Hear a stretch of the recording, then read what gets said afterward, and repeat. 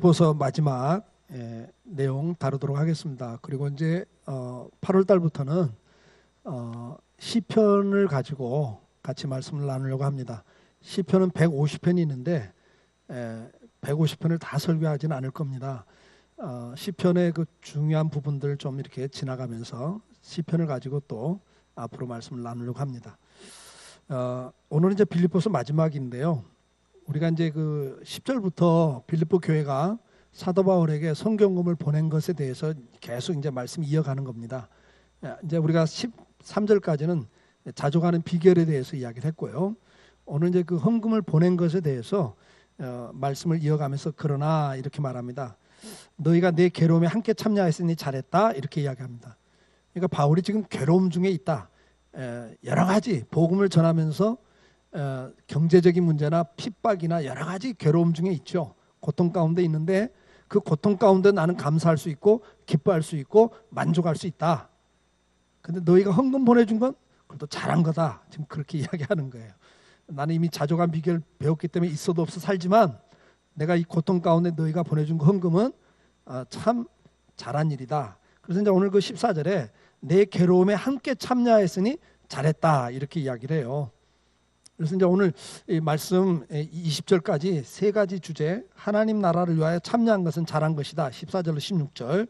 그리고 15절에 성도들의 주고받는 것, 성도와 사도 바울과의 주고받은 것이 있는데 그 주고받은 것이 뭔지, 그리고 그 주고받는 이 일이 성도들에게 얼마나 유익한 것인지 17절로 20절 그 일에 참여한 것에 대해서 하나님이 축복을 하시는 내용이 17절부터 20절에 있어요. 그래서 이제 오늘 14절로 16절까지는 하나님 나라를 위하여 참여하는 것이 뭔가, 그거 잘한 것이다. 그리고 주고받는 일이 풍요로운 것이 바로 하나님께 드려지는 향기로운 제물이고 그걸 통해서 하나님이 모든 풍성함을 채우시는 축복이 있다. 이런 그 세 가지 주제를 가지고 말씀을 같이 나누려고 합니다. 먼저 우리가 이제 그 14절에 보면 너희가 이 괴로움에 함께 참여했으니 잘했다 이렇게 칭찬을 합니다. 이 참여한 것에 대해서 칭찬을 하고 있어요. 근데 오늘 그 본문 내용을 쭉 읽어보면 바울이 복음을 전하는 일에 참여한 교회가 너희밖에 없다 이렇게 이야기를 해요. 너희밖에 없다. 그러니까 많지 않은 거예요. 교회들이 바울이 복음을 전하는 일에 함께 참여한 교회가 그렇게 많지 않았다는 이야기죠. 그리고 그 일에 함께 했던 성도들이 많지 않았다는 이야기예요. 그 이야기는 뭐죠? 오늘 우리도 똑같죠. 우리가 신앙생활을 하죠. 하나님의 자녀로 이 시간 여러분들이 이 자리에 계십니다마는 정말 하나님의 일에 복음 사역에 함께 참여하고 있는가 할 때는 그렇지 않은 경우가 있다는 거예요. 마태복음 16장 23절에 보면 베드로를 향해서 주님이 사탄이라는 단어를 씁니다. 예수께서 돌이키시며 베드로에게 이르시되 사탄아 내 뒤로 물러가라 그래요. 예수님의 가장 사랑하는 제자인데 사탄아 내 뒤로 물러가라 그래요. 그러면서 하시는 말씀이 뭐라고 그러죠? 너는 나를 넘어지게 하는 자다. 그러면서 중요한 말씀을 해요. 네가 하나님의 일은 생각지 않고 도리어 네 일만 생각한다. 사람의 일만 생각한다. 이렇게 말씀을 해요. 이게 어느 상황이죠? 예수님이 내가 십자가에 죽을 거다라는 걸 이야기하셨을 때 베드로가 선생님 절대 죽으시면 안 됩니다. 갑자기 선생님 죽어버리면 우리는 뭐 어떻게 되는 겁니까? 이 이야기예요. 내가 직업을 버리고 부모를 버리고 주님을 따랐는데 지금 주님을 따르면서 제자들은 계속 경쟁을 해요. 누가 수제자냐, 누가 주님의 측근이냐. 예수님이 그 능력 가지고 그 인기를 가지고 이스라엘 왕이 되면 메시아로서 왕이 되면 우리가 장관이 된단 말이죠. 근데 죽다니요. 이건 말이 안 됩니다. 이 이야기예요. 그때 주님이 사탄아 그래요. 사탄아. 그게 뭐 베드로가 사탄이란 말이 아니고 그 베드로 속에 역사하는 사탄을 지금 주님이 명하시는 거죠. 베드로 속에 지금 사탄이 들어가서 베드로의 생각을 확 사로잡아 버리는 거죠. 욕심에, 잘 되고 싶은 욕심에 자기 일만 생각하는 사람으로 만들어 버리는 거예요. 순간. 이런 일이 오늘 우리에게도 있다는 거예요. 우리가 주님의 백성이라고 하지만 날마다 생각을 하고 사는 게 내가 어떻게 하면 이 땅에서 좀 잘 살아볼까, 내가 하고 싶은 걸 제대로 한번 해볼까, 이 생각이라는 거죠. 정말 주님의 일에 관심이 있는가, 주님의 일에 우리는 마음을 두고 있는가 할 때 그렇지 않다는 걸 이야기하는 거죠. 빌립보 2장 21절에도 그들이 다 자기 일을 구하고 그리스도의 일을 구하지 않았다 그랬어요. 그러니까 다 그랬어요. 다. 그들이 다 그래요. 자기를 구하는 사람들이 대다수예요. 성도들 가운데도. 이게 지금 성도들을 놓고 하는 말이거든요. 성도지만 대부분이 다 자기 일에 관심을 갖고 사는 거예요. 하나님 나라, 주님의 일에는 관심이 없는 거예요. 그러나 디모데의 연단을 너희가 안 하니 자식이 아버지에게 한같이 나와 함께 복음을 위해 수고했다. 디모데는 그렇지 않았다 이야기를 해요. 25절에도 에바브로디도가에 대해서 이야기하면서 그들은 나와 함께 수고하고 함께 군사된 자라고 이야기를 해요. 그러면서 30절에 그가 그리스도의 일을 위하여 죽게 이르러도 자기 목숨을 돌아보지 아니한 것은 나를 섬기는 너희 일의 부족함을 채우려 함이라 그랬어요. 대부분은 그리스도의 일에 관심이 없다. 근데 지금 디모데나 에바브로디도는 그리스도의 일에 관심이 있고 그 일을 위해서 자기 목숨을 돌아보지 않았다.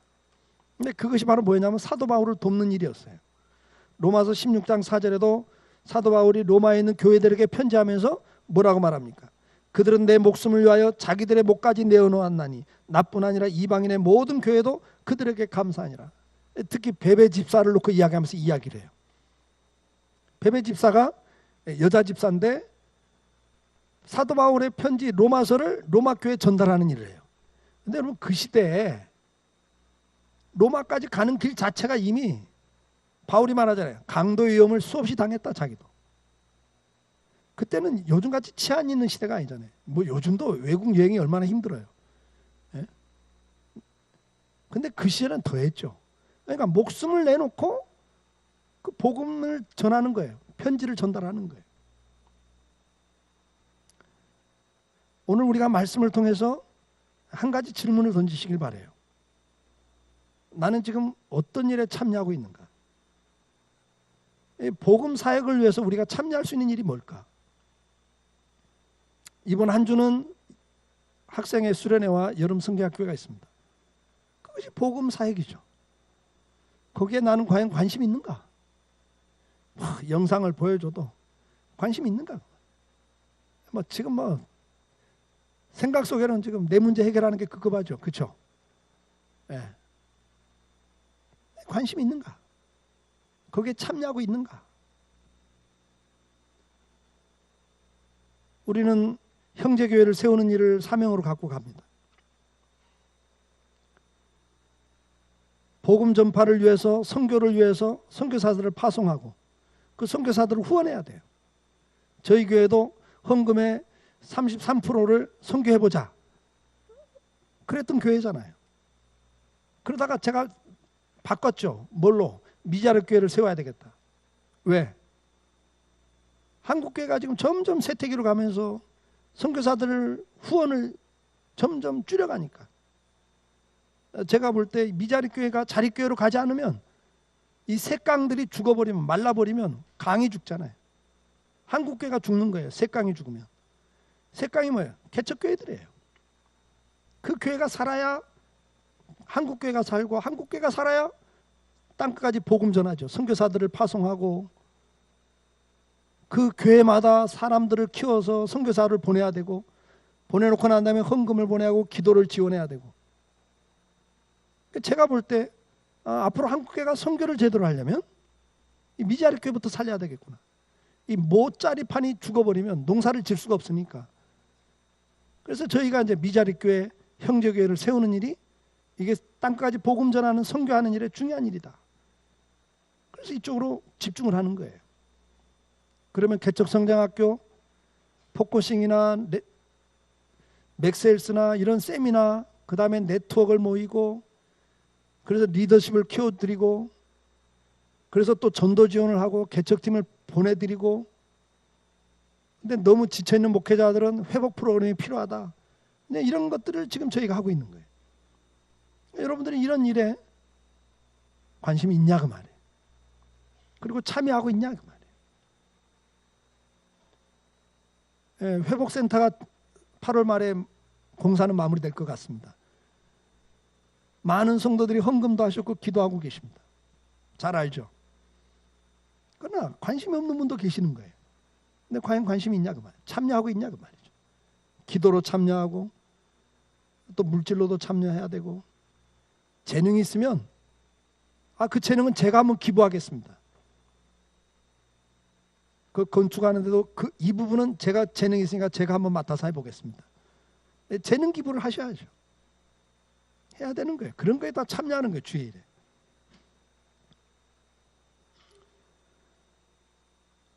오늘 말씀에서 첫째 주제는 그겁니다. 너희가 참여한 것은 잘한 거다.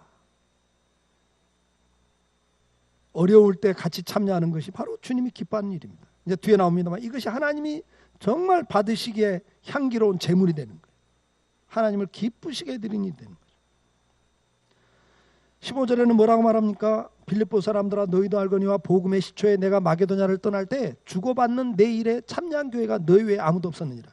여기 보면 주고받는 내 일이라는 단어를 씁니다. 도대체 바울은 빌립보 교회에 뭘 줬습니까? 그리고 빌립보 교회가 뭘 바울에게 줬습니까? 주고받은 일이 있는데 이게 참여한 교회가 너희 교회밖에 없다 이렇게 이야기를 해요.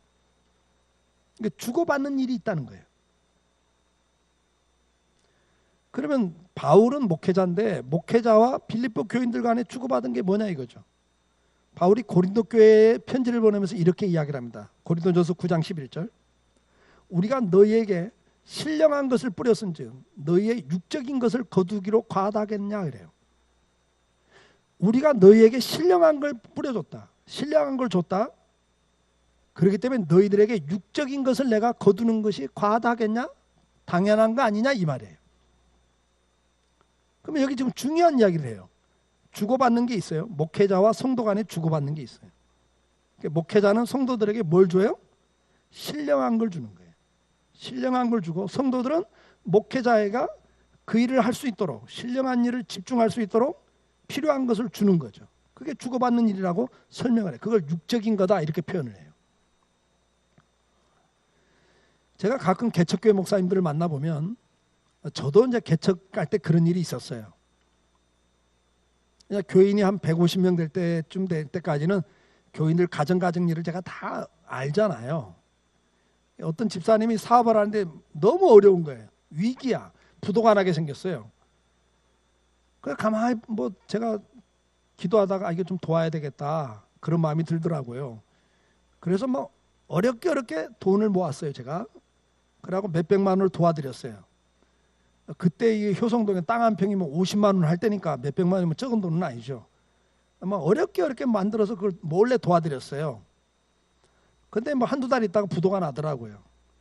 부도가 나니까 이분이 나한테 미안해갖고 돈을 목사가 줬는데 부도가 나니까 미안하니까 교회를 떠나더라고요. 동네에서 부끄럽다고 떠나더라고요. 근데 그때 깨달은 게 있어요. 목사가 성도를 돕는 것은 그런 걸 돕는 게 아니구나. 사도 바울이 사도들이 뭐라고 그랬어요? 사도행전 6장에 그런 구제하고 봉사하는 건 집사들한테 맡기자. 우리가 직접 하다 보니까 시험에 든다. 그러니까 우리는 말씀 전하고 기도하는 일만 전념하자.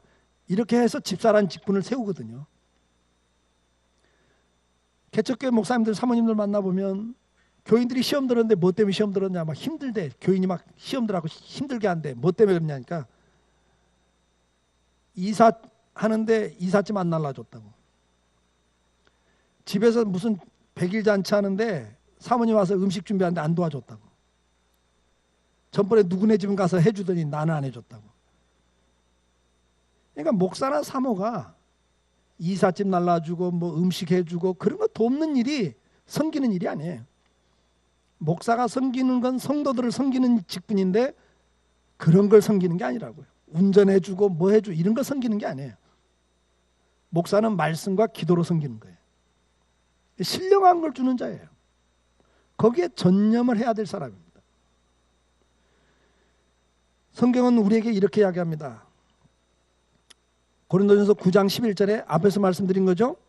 너희에게 신령한 걸 뿌렸으니 너희의 육적인 걸 거두는 것이 과하다 하겠냐 그러면서 13절에 예를 들어요. 성전의 일을 하는 이들은 성전에서 나는 걸 먹으며 제단에서 섬기는 이들은 제단과 함께 나누는 것을 너희가 알지 못하느냐 이래요. 이 말은 구약 시대를 지금 이야기하는 거예요. 구약 시대 제사장들은 성전에서 일을 하죠. 근데 성전에서 나오는 걸 먹고 산다는 거예요. 그럼 그게 뭐냐 이거죠. 민수기 18장 21절에 보면 내가 이스라엘의 11조를 네 자손에게 기업으로 다 주어서 그들이 하는 일 곧 회막에서 하는 일을 감나니 그랬어요. 그 일에 대한 보수를 12지파가 11조를 내게 해서 하겠다는 거예요. 그래서 24절에 이스라엘 자손이 여호와께 거제로 드리는 11조를 내인에게 기업으로 주었으므로 내가 그들에 대하여 말하기를 이스라엘 자손 중에 기업이 없을 것이라 하였노라. 이게 무슨 이야기입니까? 이스라엘이 가나안을 정복하면서 12지파에게 땅을 나눠줘요. 기업으로 준단 말이에요. 근데 레위 지파는 땅을 안 줘요. 그걸 기업으로 안 준다는 거예요. 땅의 기업을 안 줘요. 레위 지파에게는. 그 대신에 12지파가 11조를 내게 하고 그 11조를 가지고 레위 지파가 생활을 하고 성전 관리, 보수도 하고 수리도 하고 제사를 드리는 거예요. 그러니까 레위 지파는 제사 드리는 일과 뭐래요? 이스라엘 백성들에게 12지파에게 흩어져 살면서 성경을 가르쳐요. 그거 하는 거예요. 레위 지파가. 근데 이스라엘이 타락하면 신앙이 타락하면 어떡하죠? 11조를 안 해버려요. 그럼 레위 지파가 먹고 살 길이 없어. 그럼 레위 지파가 제사 되는 일을 못해. 그래갖고 이제 도망을 쳐요. 뿔뿔이 흩어져갖고 각자 짭을 구해. 먹고 사는 그 직업을 구해요. 그 이스라엘이 타락할 때 그랬어요. 항상. 이스라엘이 회개하고 신앙이 회복되면 11주 생활이 회복되면서 레위 지파가 또 성전에 모여서 제사가 회복되고 예배가 회복돼요. 하나님 더 큰 축복이 그때 또 임하죠. 이게 이제 이스라엘의 역사에 사이클로 돌았어요. 지금 그 이야기라는 거예요.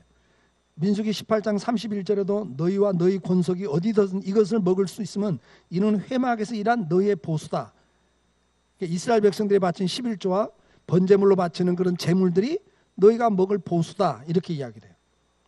그래서 이스라엘 백성들에게 신명기 12장 19절에 너는 삼가 내 땅에 거주하는 동안에 레인을 저버리지 말지니라. 그러니까 레인을 잊어버리지 말라는 거예요. 그들이 마음껏 예배드리는 일에 전념할 수 있도록 영적인 일에 전념할 수 있도록 너희가 11조를 제대로 드려라. 지금 그 이야기예요. 저버리지 말라는 이야기는. 추수할 때도 뭐라 그래요? 추수할 때도 잔치를 베풀 때도 너희 성중에 거하는 과부와 고아들 그 다음에 레인들을 초청해서 같이 즐거워해라. 그걸 나눠줘라. 이렇게 이야기를 한단 말이죠. 그러면 이제 신약에서는 이걸 어떻게 이야기합니까? 주님이 제자들을 보내시면서 누가복음 10장 3절로 7절에 보면 너희가 복음을 전하러 갈 때 4절에 뭐라고 그래요? 전대를 가지고 가지 마라 그래요. 돈주머니 가지고 가지 마라. 그냥 가라는 거예요. 그냥 가라. 그리고 어느 집에 들어가든지 뭐 하라고 그래요? 그 집에 들어가든지 평안을 빌어줘라. 만일 그 평안을 받아들이는 사람이 있으면 거기 머물러라. 그러니까 복음을 받아들이는 집에 머물면서 뭐 하라? 그 다음 8절에 보니까 뭐 하라고 그랬어요? 먹고 마시라는 거예요. 그 집에서. 그 집에 유하라. 그러니까 미리 준비하고 돈을 준비하고 하지 말고 복음 전하는 자는 어디 가든 복음을 전하고 그걸 받아들인 집에서 먹고 마셔라. 그것이 마땅한 거다. 그게 싹쓸 받는 거다. 신약 시대는 또 그렇게 이야기를 해요. 그래서 고린도전서 9장 14절에 이와 같이 주께서도 복음 전하는 자들이 복음으로 말미암아 살리라 그랬어요. 그러니까 여러분들이 교회 오시면서 목사를 대할 때 다른 걸 요구하지 마세요. 목사님 좀 신방해 주시고 나 좀 위로해 주시고 이 문제 좀 해결해 주세요. 그건 누구한테 할 일이냐? 장로님들이 할 일이에요.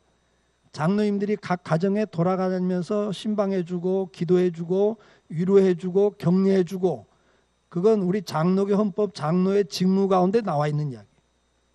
그렇게 하다가 안 되면 장로님이 하다 안 되면 목사에게 보고하여 신방케 한다 이렇게 돼 있단 말이에요. 그러니까 성도들을 케어하는 일은 장로 권사님들이 할 일이고 목사는 사실은 말씀 전하고 기도하는 일을 전념해야 될 사람들이에요. 그게 제일 중요한 일이에요.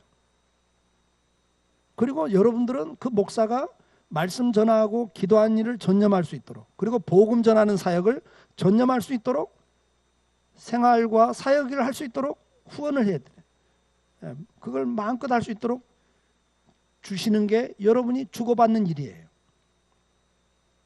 근데 이제 문제는 뭐냐면 지금 한국교회 문제가 뭐죠? 이제 대형 교회들이 헌금이 많다 보니까 목사들이 이제 그 돈을 쓰는 과정에서 문제가 생겨요. 돈을 개인적으로 쓴다든지 아니면 개인적으로 뭐 이렇게 착복을 한다든지 이런 일들이 목사도 사람이니까 돈을 만지다 보면 욕심이 생기잖아요. 그래갖고 잘못 쓰는 사람들이 나와요. 그것 때문에 지금 한국 교회가 지금 난리가 나는 거예요. 그래서 이제 어떤 흐름이 가죠 지금? 야, 이거 목사들한테 돈 맡기면 안 돼. 그리고 투명하게 써야 돼. 그래서 이제는 다 영수증 처리해야 되고 투명하지 않으면 집행하면 안 돼. 이렇게 가고 있는 거예요 지금. 근데 이게 심각한 문제가 생겨요. 심각한 문제가 생긴 게 뭡니까? 여러분, 선교가 중단돼야 돼요. 선교지는 지금 이슬람권이나 공산권이나 불교권 이런 데로 들어가는 겁니다. 선교가.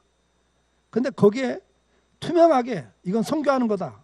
선교하기 위해서 건물 구입한다. 여러분요, 그렇게 자금이 들어가면 그쪽에서 선교사 다 추방돼요. 여러분. 다 다른 거 한다고 돈이 들어가는 거예요. 학원 합니다. 이건 그냥 학교 세우는 겁니다. 이러고 들어가는 거예요. 그리고 선교사가 거기서 어떤 프로젝트를 돌릴 때 예를 들면 1억이 들어가는 일들이 있어요. 그럼 1억을 어떻게 보내요? 정식으로 보내면 이런 사업 때문에 이 돈이 들어갑니다고 하면요, 그 선교사 추방돼야 됩니다. 여러분. 그러면 돈이 이건 비밀리에 들어가요. 돈이. 그러면 10만 불 1억을 들어가야 돼요. 그럼 어떻게 들어가요? 방법이 다른 방법 없어요. 지금까지 한 방법이 다 어떤 방법이냐면 단체, 청년들, 뭐 성도들이 선교 여행 가요. 그 나라에는 관광으로 들어간다고 들어가는 거예요. 이번 겨울에 우리 청년들이 라오스를 갈 때도 관광으로 들어갑니다, 여러분. 그냥 어디 봉사로 들어갑니다. 그럼 무슨 봉사냐? 어디서 나왔고 누구와 연결돼서 봉사하냐? 근데 이게 기독교다 그러면 당장 끝장납니다. 그런 나라에 들어가는 거예요, 여러분. 그럼 어떻게 들어가요? 뭐 20명이 들어가면서 5천 불씩 나눠서 갖고 들어가요. 왜? 10,000불 이상 가지면 신고를 해야 되니까. 어디에 무슨 돈으로 들어가는 게 신고를 해야 되니까. 10,000불 이하로 해가지고 쪼개서 나눠서 갖고 들어와서 모아가지고 거기서 전화 주고 와. 근데 영수증 내놔라 이게. 이쪽에서는 영수증 내놔라. 그리고 어떤 교회는요, 그렇게 했다 그래갖고 환율법 위반했다 그래갖고 고발해, 목사를. 진짜 선교하지 말자는 이야기입니다, 여러분. 그러니까 사고친 목사들 때문에 결국은 뭐예요? 선교도 하지 말자. 제대로 해라, 선교도 하려면. 근데 제대로 해갖고는요, 선교지라 문 닫아야 돼요, 여러분. 우리가 구제도 마찬가지 아니에요? 저도 목회하다 보면 우리 성도들 가운데 어려운 가정들이 생기고 그러다 보면 그 아이들 장학금이라도 한 번씩 줘야 된다고요. 여러분, 그걸 다 영수증 처리하고 다 드러내 보세요. 그 아이가 우리 교회 나올 수 있어요? 자존심 상하는데 자기 집이 이렇게 어렵게 됐다는 걸 어떻게 이야기를 해요? 그런 애들이 있잖아요. 어떻게 다 드러내라고 그래요? 구제는 은밀하게 하라고 주님 말씀하셨는데 이젠 그거 필요 없다. 이게 돈을 잘못 쓰니까 투명하게 다 드러내라. 안 그러면 집행하지 마라. 여러분, 교회가 건강해지기 위해서 하는 방법이지만 결론은 뭐예요?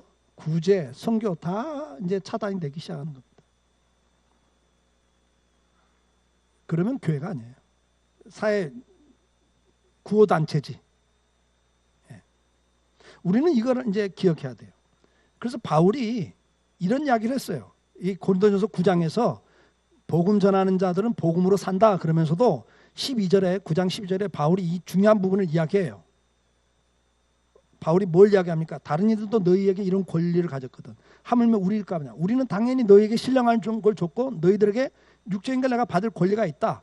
그러나 이 권리를 내가 쓰지 않는다. 당연한 거지만 내가 달라고 요구하지 않는다. 왜냐? 그리스도의 복음에 장애가 될까 두렵다. 이 물질 문제는 잘못하면 시험에 들기 때문에 내가 이걸 굉장히 절제하고 있다. 내가 이걸 함부로 쓰지 않는다. 지금 이야기를 하는 거예요.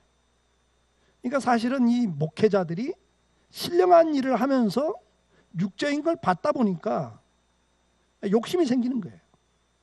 더 갖고 싶고 더 받고 싶고. 예를 들면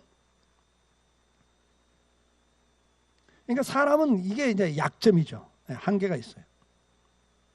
저도 목사님들 만나다 보면 이제 제가 총회장도 하면서 이렇게 이제 큰 교회 목사들도 만나잖아요. 만나다 보면 뭐 20주년 사역 기념으로 무슨 회원권 해줬다, 어디 별장을 하나 구입해줬다. 막 큰 교회는 이러더라고요.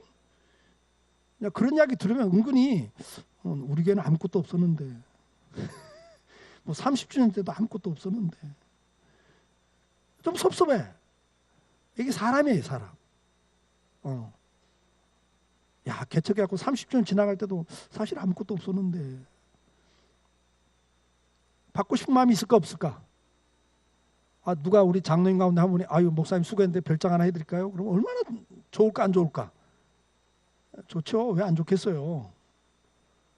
근데 이제 그런 데서 무너지는 거예요. 그런 데서 그걸 갖다 보면 좀 더 갖고 싶고 더 좋은 거 갖고 싶고.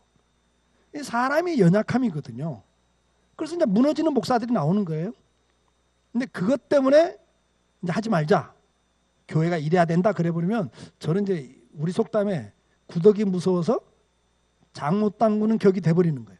그러니까 이제 재정도 투명하게 써라, 영수증 없으면 지출하지 마라, 정확하지 않으면 지출하지 마라 이래 버리면 앞에서 말씀드린 대로 구더기 무서워갖고 지금 목사가 돈을 잘못 쓰니까 타락하니까 안 되겠다, 철저하게 규제하자. 그러다 보니까 결론은 뭐예요? 선교나 구제 쪽에 제대로 안 돼버리는 거예요. 우리가 가끔 하는 갈등입니다. 저도 갈등인데 뭐냐면 이렇게 이제 어떤 이제 선교지가 선교사를 만나요. 그럼 막 어려운 이야기를 해요. 도와달라고. 그러면 도와주고 싶은 마음이 생기죠.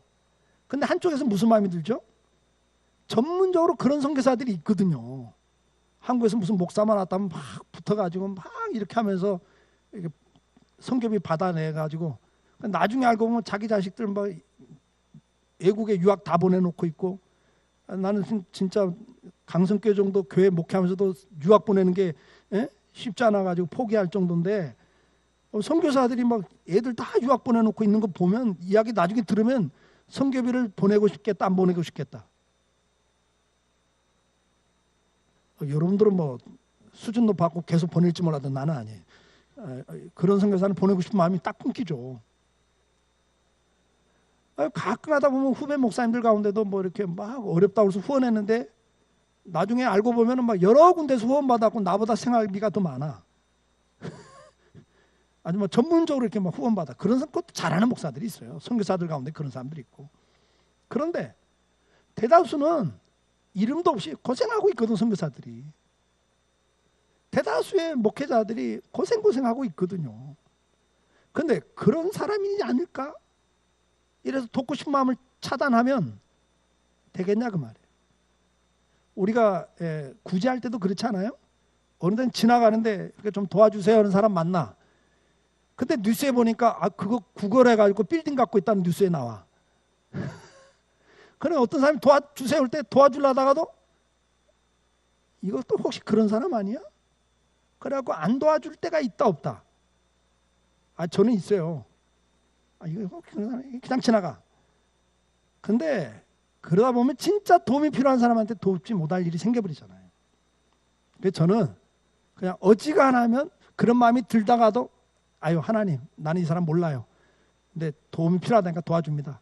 뭐 속든 속지 않든 그건 내 몫이 아니고 나는 돕는 게 내 일이니까 도울 수 있을 때 돕는 게 복이라 그랬으니까 난 돕습니다. 그러고 그냥 해버리거든요.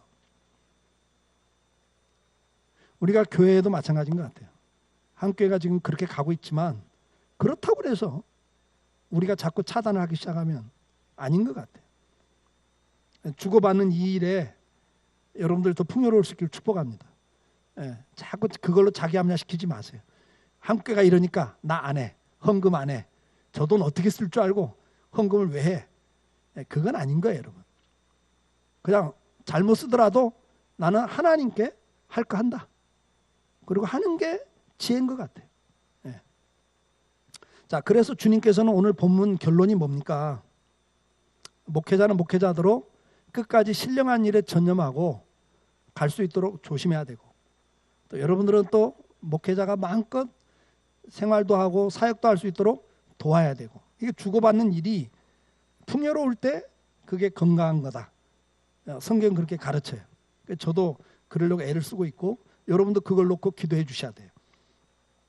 자, 그래서 주님께서는 오늘 이제 본문 마지막 결론이 뭡니까? 18절에 내게는 모든 것이 있고 풍부한지라 에바브로 디도편에 너희 준 걸 받으면 내가 풍족한 이는 받으실 만한 향기로운 제물이요 하나님을 기쁘시게 하는 거다. 이렇게 이제 결론을 내기 시작해요. 자, 주고받는 이 일이 사도 바울에게 준 거지만 그것이 실은 복음 전파를 위해서 쓴 것이었기 때문에 하나님이 향기로운 제물로 받으신다. 그리고 하나님을 기쁘시게 하는 거다. 이렇게 이야기해요. 그러면 구약에서 이 향기로운 제물이 뭐냐? 구약에서는 출애굽기 29장 41절에 보니까 하나님 앞에 드리는 제사를 향기로운 제물이라 그랬어요. 레위기 3장 5절에도 번제물로 드리는 그 제물을 향기로운 제물이라 그래요. 그런데 여러분 잘 알다시피 이 구약의 제사의 제물은 다 뭘 상징합니까? 히브리서 9장 9절에 보니까 이것은 앞으로 예수 그리스도께서 십자가에 죽으시는 십자가의 제물, 이것이 우리 죄를 온전하게 하는 완전한 제물로 예수님의 십자가 사건을 이야기를 해요. 구약의 모든 성전과 제사 제도는 예수님의 십자가의 상징이다. 이게 현재까지 비유다. 그러면서 10절 보여주세요. 이 먹고 마시는 모든 제사 제도가 개혁될 때까지 맡겨진 예법이다. 그림자다. 11절. 그러면서 그리스도께서 이것을 이루시는 실체다. 실체다. 그래서 이 향기로운 제물은 예수님을 말해요. 십자가에 죽으시는 예수님이 향기로운 제물이라고 이야기를 하는 겁니다. 그래서 에베소 5장 2절에 보면 이걸 구체적으로 설명을 해요. 같이 읽어볼까요? 그리스도께서 너희를 사랑하신 것 같이 너희도 사랑 가운데서 행하라. 그는 우리를 위하여 자신을 버리사 향기로운 제물과 희생제물로 하나님께 드리셨느니라. 그러니까 이게 우리가 복음 전파를 위해서 여러분들이 재능을 드리고 헌금을 드리고 시간을 드리는 것이 복음에 참여하는 일이고 이것이 하나님이 받으시는 향기로운 제물이라는 거예요. 왜 하나님이 이걸 향기로운 제물이라는 단어를 썼냐면 이 에베소에는 뭐라고 그랬어요? 예수님이 향기로운 제물이에요. 십자가에 죽는데 뭐가 향기로운 제물이냐? 이게 사랑 때문이에요. 사랑. 사랑으로 지금 죽는 거라는 거예요. 이 사랑의 향기가 향기로운 거예요. 그럼 우리가 시간을 드리고 재능을 드리고 헌금을 드릴 때 왜 드려요? 주님의 그 사랑에 우리가 감동을 해서 나도 주님을 사랑하는 사랑의 표현으로 드리는 거라고. 그래서 하나님이 그 사랑 때문에 이걸 향기롭게 받아들여요. 그래서 향기로운 제물이 되는 거예요. 사랑이 없이 하는 건 향기가 없습니다, 여러분. 어떤 목적, 왜곡된 목적, 막 잘해줘, 사기치려고. 막 그래서 뭐 돈도 주고 시간도 주고 마음도 줘. 근데 그건 향기로운 게 아니에요. 악취입니다, 여러분. 왜? 그건 사기치려고 하는 거예요. 이용하려고 하는 거기 때문에. 근데 주님이 십자가에 죽으시는 건 이용하려고 하는 게 아니에요. 우리를 이용해 먹으려고 한 게 아니라 우리를 살리고 우리를 사랑하기 때문에 주시는 생명이란 말이에요. 사랑이라고요. 그래서 향기인 거예요. 근데 우리가 주님을 위해서 시간을 드려요. 주님을 위해서 물질을 드리고 주님을 위해서 재능을 드려. 그러면 주님이 그걸 받을 때 사랑을 받기 때문에 뭐예요? 그게 향기라 그러시는 거예요. 아멘. 그런 재물 드리세요. 그런 재능을 드리세요. 사랑하는 마음으로 드리셔야 돼요. 그건 재능을 하나님께 드리는 거기 때문에 주님께서 그걸 향기로운 제물이라 그러시고 그것 때문에 하나님이 그걸 기뻐하시는 거예요. 하나님이 기쁘시기 때문에 어떻게 합니까? 이제 반응이 나오는 거예요. 거기에 대한 반응을 주님이 하셔요. 구약 시대에도 오늘 빌립보 4장 17절에 뭐라 내가 선물을 구함이 아니다 그랬어요. 내가 너희들한테 선물을 구하는 게 아니라 너희에게 유익한 풍성한 열매를 구하는 거다. 그러니까 다시 말해 너희에게 열매가 풍성히 맺히는 일이다. 그 일이. 그러니까 내가 그걸 받아들이는 거다. 그리고 요구한다. 이렇게 말씀을 하는 거예요. 구약에서도 제사장들을 살리기 위해서 11조를 드리라고 그랬잖아요. 그리고 11조에 대해서 말라기 3장에서 뭐라고 말씀해요? 하나님께서 말라기 3장 10절에 이렇게 말씀해요. 만군의 여호와가 있는 너희의 온전한 11조를 창고에 들여 나의 집에 양식에 있게 하고 11조를 드림으로 제사장들이 먹고 살아요.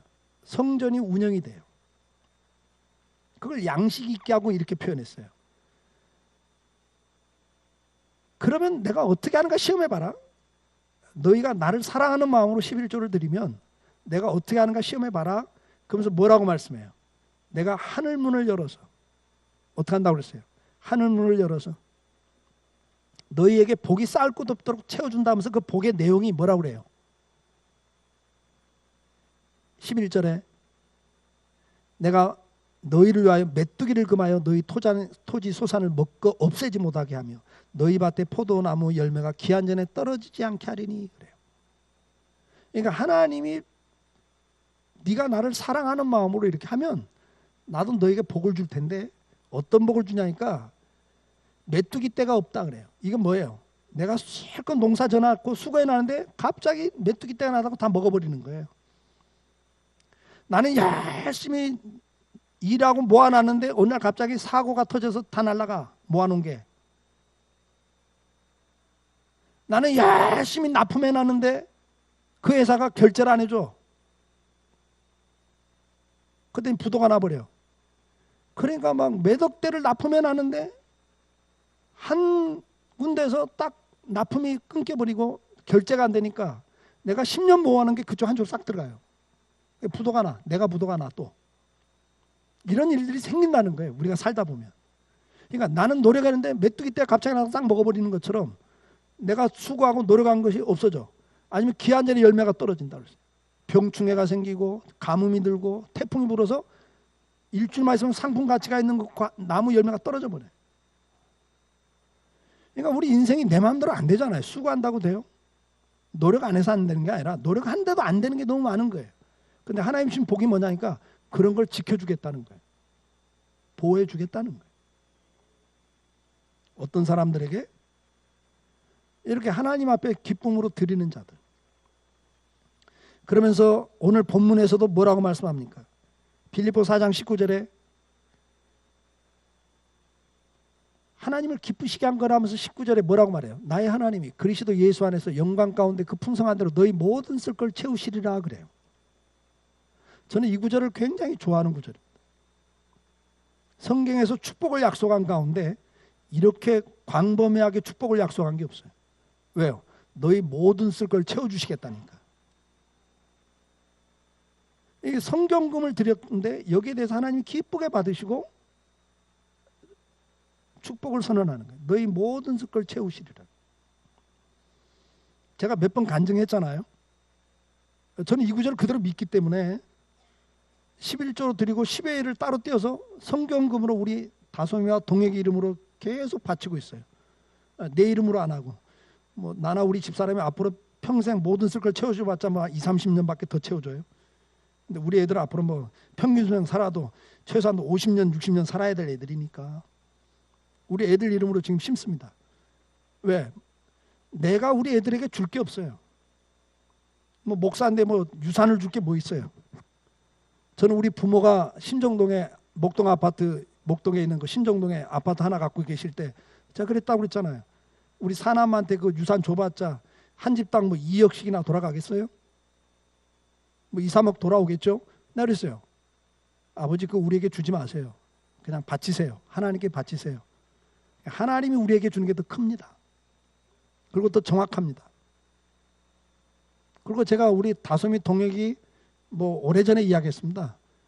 엄마 아빠가 마지막 살던 집 너희들한테 주는 거 아니다. 마지막까지 살던 집 우리도 바치고 간다. 기대하지 마라 그랬어요. 우리가 너희 교육시키고 결혼시키는 걸로 부모 역할을 끝나는 거다. 더 이상 기대하지 마라. 네. 남은 우리의 재산, 유산 그건 자식한테 주지 않는 거예요. 예, 하나님이 주셔서 하나님께 바치고 가야죠. 예, 그러면 하나님께서 우리 자녀들은 또 모든 걸 채워주실 거니까. 내가 줘봤자 몇 억이죠. 모아서 줘봤자 몇 억 아니겠어요? 그것도 쉽지 않잖아요. 그런데 하나님이 주시면 우리 아이들 일생 필요할 때마다 채워준다는데 거기다 해놔야죠. 그래서 고린도서 9장 7절에도 이렇게 말씀해요. 각각 그 마음에 정한 대로 할 것이 인색하거나 억지로 하지 말지니 하나님은 즐겨내는 자를 사랑하신다 그래요. 왜? 사랑하는 마음으로 주는 거기 때문에 사랑으로 또 갚아주세요. 그 다음에 고린도서 9장 8절에 이어서 뭐라고 말씀합니까? 하나님이 능히 모든 은혜를 너희에게 넘치게 하시나니 이는 너희로 모든 일에 항상 모든 것이 넉넉하여 모든 착한 일을 넘치게 하려 함이라. 기가 막힌 말씀입니다, 여러분. 우리가 인색한 마음으로 하지 않고 즐거운 마음으로 하나님께 드리면 하나님께서는 우리에게 모든 은혜를 넘치게 하시는데 어떻게 만드시냐? 우리가 모든 일에, 어떤 일이 아니라 모든 일에, 그 다음에 어느 한때가 아니라 항상, 이런 단어가 이게 다동원돼요, 여러분. 우리 생활 속의 모든 일에, 그것도 한때가 아니라 항상 어떻게 하신다고요? 모든 것이 넉넉하게 만드신다는 거예요. 그래서 뭐 하도록? 모든 착한 일을 더 넘치게 할 수 있도록. 세상에 이런 구절이 어디 있어요, 여러분? 하나님 이걸 이렇게 기뻐하시는 거예요. 사랑하는 마음으로 시간을 드리고 사랑하는 마음으로 내가 재능을 주셨는데 그 재능 갖고 봉사를 하고 하나님 주신 물질 가운데 구별해서 하나님 앞에 드리면 하나님 그걸 기쁘게 받으시는 거예요. 왜? 그 사랑이니까 기쁘게 받으셔. 그리고는 아버지니까 더 넘치게 주는 거예요. 자식이 뭐 선물해봐요. 더 주지. 그게 부모 마음이에요.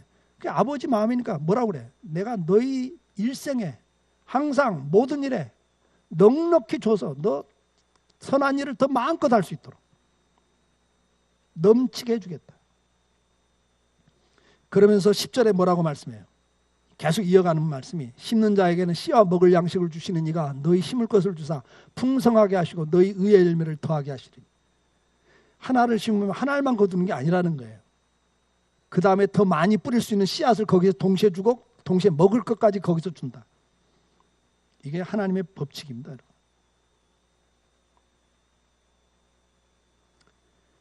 고린도서 8장 15절에 이런 말씀이 기록되어 있어요.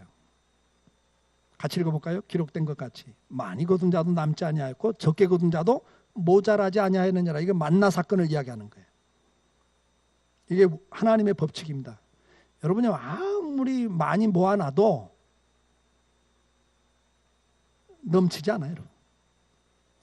여러분 노후자금 100억을 모은다고 만족할 것 같아요? 절대 넘치는 게 없습니다.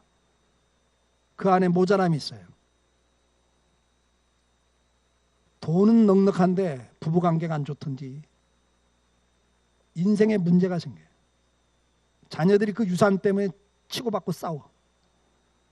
그래서 여러분 만족이 없어요. 여러분. 절대 만족 없어요. 그러니까 많이 거뒀다고 해서 나만 나지가 않아요. 적다고 모자라지 않아요. 여러분 지금까지 살아오면서 없다고 좀 궁색하고 좀 불편하지만 모자란 거 없어요. 여러분. 다 살아. 여러분 날마다 어른들이 했던 말입니다. 한번 옆에 사람을 보면서 한번 하세요. 있어도 살고 없어도 산다. 이거 우리 옛날 어른들이 하신 말씀이에요. 오랜 인생 살아본 결과예요. 없어도 곧 죽을 것 같아도 안 죽었다니까 여기까지 왔잖아요. 다시 한번 옆에 있는 분 보고 있어도 살고 없어도 삽니다. 그게 주님 뭐라고 그래? 야 오늘 먹을 거 있으면 만족하고 감사해라. 내일 일까지 끌어다가 10년 20년 노후 대책까지 끌어다 놓고 근심하고 앉았지 말고 너 오늘 먹을 거 있으면 감사해 그러시잖아요. 아멘. 자족하는 비결을 배우시고 특별히 오늘 우리가 말씀 가운데 결론입니다. 우리 모두 하나님의 일에 참여하는 자가 돼야 됩니다. 그것이 잘하는 겁니다. 이번 한 주, 이번 한 달, 금년 한 해 동안 내가 주의 일에 참여할 게 뭔가 하나님 나한테 어떤 일에 참여하기를 원하시는가를 꼭 한번 체크해 보시고 참여해 보시기를 바랍니다. 또 주고받는 일에 풍요로운 삶을 사십시오. 여러분 교회 오셔서 영적인 걸 풍성히 누리는 자가 되기를 사모하십시오. 목사한테 다른 거 기대하지 마세요. 저도 그거에 집중하려고 애를 쓰고 있어요. 그래서 말씀 전하고 기도하는 일에 제가 집중하려고 애를 쓰고 있고 복음 전하는 일을 위해서 선교사님들과 미자리 교회 돕는 일에 열심히 하고 있는 거예요. 그리고 영적인 걸 여러분들이 충족받기를 기대하고 교회로 오세요. 은혜를 사모하고 오세요. 다른 거 기대하지 마세요. 목사한테. 목사가 어떻게 이렇게 잘 살았으면 좋겠다 그러지 마시고 목사를 통해서 내가 신령한 은혜를 받아야 되겠다. 은혜 받아야 되겠다. 이거 은혜를 사모하고 오세요. 그리고 대신 여러분들은 저한테 줘야 돼요. 뭘 줘요? 예, 나 먹고 살고 사역 마음껏 할 수 있도록 재능과 물질과 시간을 같이 해주셔야 돼요. 참여해 주셔야 돼요. 예, 그게 여러분들은 하나님 받으시는 향기로운 재물이 돼버려요. 그리고 하나님 더 여러분들 마음껏 일할 수 있도록 나눠주고 살 수 있도록 하나님이 채워주신다는 것 기억하시면서 오늘도 이 은혜 가운데 있기를 축복해요. 예, 기도합시다. 사랑하는 성도 여러분, 세 가지 기도 제목이 나왔습니다. 나는 주의 일에 참여하는 자인가, 내일의 그 급에 사는가, 내가 참여할 일이 뭘까? 그게 잘하는 일인데, 그 다음에 주고받는 일이 풍요로워야 되는데 나는 목회자와 나 사이에 주고받는 일이 풍요로운 삶을 살고 있는가? 은혜를 받고 있고 공급하고 있는 자인가? 그리고 마지막, 주님, 그렇게 하나님을 기쁘시게 하는 향기로운 제물인데 그걸 통해서 하나님 나의 모든 걸 채워주시고 더 마음껏 일할 수 있도록 모든 걸 풍성하게 채워주신다고 약속하시는데 하나님 그 축복 누리는 사람이 되길 원합니다. 이 시간 세 가지 기도 제목까지 그리고 그 가운데 내게 가장 해당되는 거 가지고 기도하면 좋겠습니다. 같이 기도할까요? 사랑과 은혜가 많으신 아버지,